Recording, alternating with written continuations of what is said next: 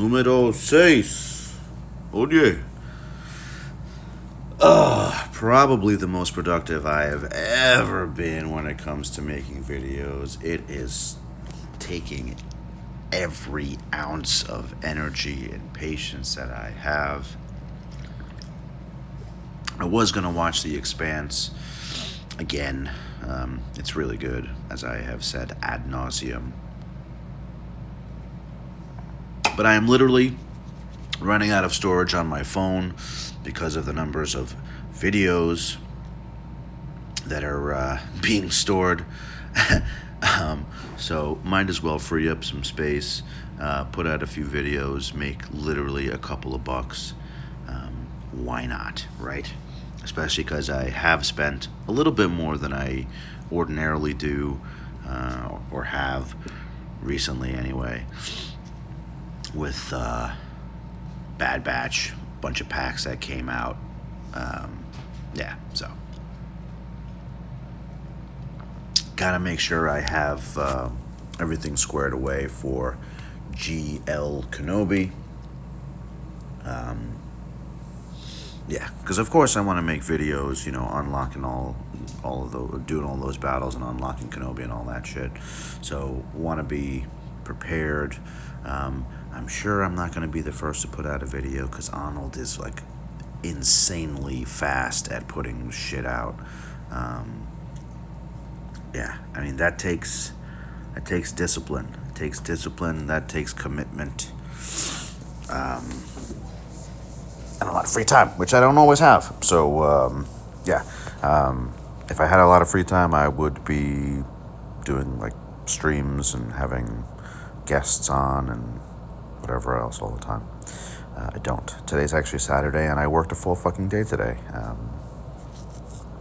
which is fine. I'll take the regular day off overtime. Not a problem. Haven't made a whole lot of overtime in the last 15 months, so why not? So, what shall we talk about now? We talked about COVID. I really don't want to talk about COVID again. Talking about COVID too much is depressing. I can't believe it's almost Memorial Day. Like, that's crazy.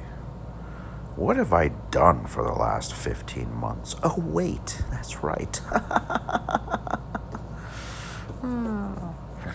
Yeah, man, it's so bizarre when, you're stuck at home. Well, I'm not stuck at home anymore, but certainly last year, I can't decide if it went by fast, quickly, or slowly, or I don't know. It's I really hope we don't have to fucking go through anything like that again.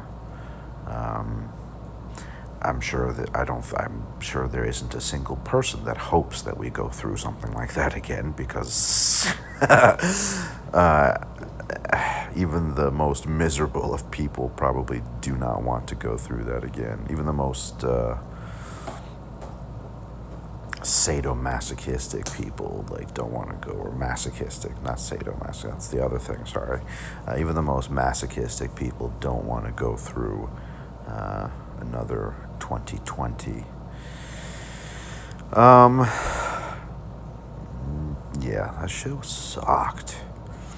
That shit sucked.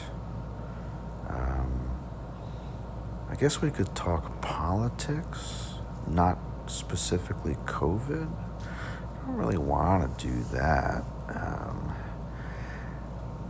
I guess I kind of have to comment on the Israeli-Palestine conflict as a Jew. And as a Jew, it really frustrates me because not only is Palestine not a universally recognized state, but they also just don't have the means that Israel has. And it really upsets me that the Israelis can't see and the Palestinians too, how neither side can really see how similar they really are. The Palestinians are the Jews of the Arab world, and to a lesser extent the Muslim world. Nobody wants them. Nobody ever wanted the Jews. So how, as Jews, can you not empathize with the Palestinians? Not only are they your neighbors, not only have they been your neighbors for millennia, we, and I say we because I am Jewish, or at least I was raised Jewish,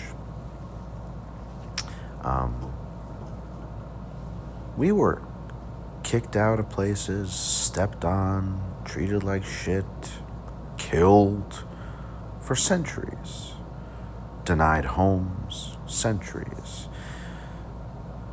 Jews are so good and have always had money because for the longest time, pre-modern era, they weren't allowed to own property, so they became moneylenders. And I've said this before on here. You look at Shakespeare, Shylock, he's a Jew, he's a moneylender. That was their thing. That's what they did. They lent money because they weren't allowed to own property. So how can a people that have been stepped on, marginalized, ostracized, killed, denied basic human rights, how can they then do, not all, and certainly not to the same extent, but a number of those things to the Palestinians who have been their neighbors, who, in fairness, their land was taken from them when the state of Israel was formed?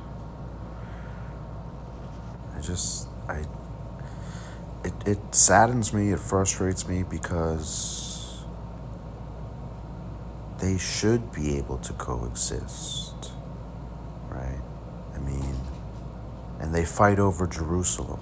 Jerusalem is like one of the holiest cities for both, and they can't share it. And I, of course, am pro-Israel as a Jew, but the difference is, I think,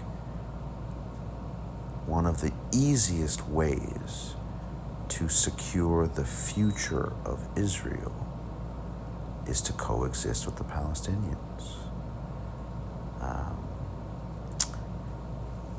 I understand that amongst Jews and amongst conservatives who traditionally and historically support the Israelis of the two, I understand that that may be an unpopular position, but that's okay. We're here to talk about hard things, right?